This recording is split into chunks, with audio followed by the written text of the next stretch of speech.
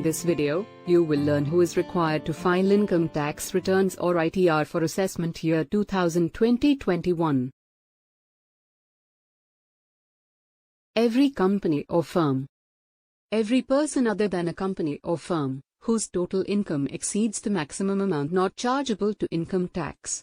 Resident ordinarily resident, ROR, who is otherwise not required to furnish a return, but holds any asset, including financial interest, or has signing authority in any account outside India, or is a beneficiary of any asset, including financial interest, outside India.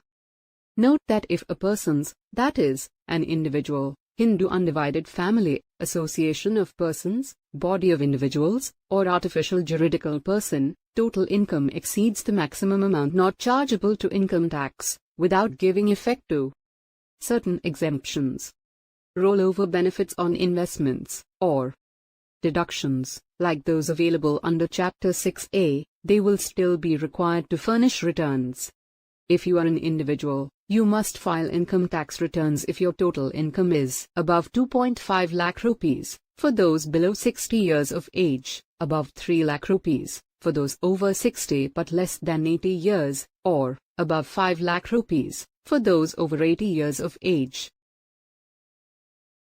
Please take note of an important change applicable from assessment year 2020-21. If your total income is below the taxable limit, but you fulfill one or more of the conditions in the 7th proviso to Section 139(1), you need to furnish your return of income. These conditions are: deposited an amount or aggregates of amount exceeding 1 crore in one or more current accounts.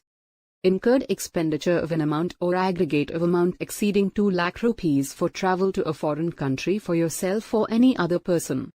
Incurred expenditure of amount or aggregate of amount exceeding 1 lakh rupees on consumption of electricity.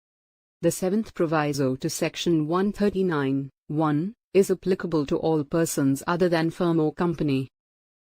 Irrespective of your income, if you want to claim a tax refund or want to carry forward a loss, filing ITR is mandatory.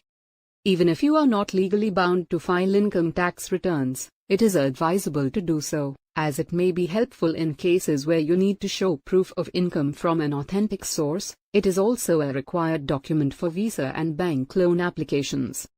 For all persons, the due date for filing of ITR for assessment year 2020-21 has been extended to 30th November, 2020.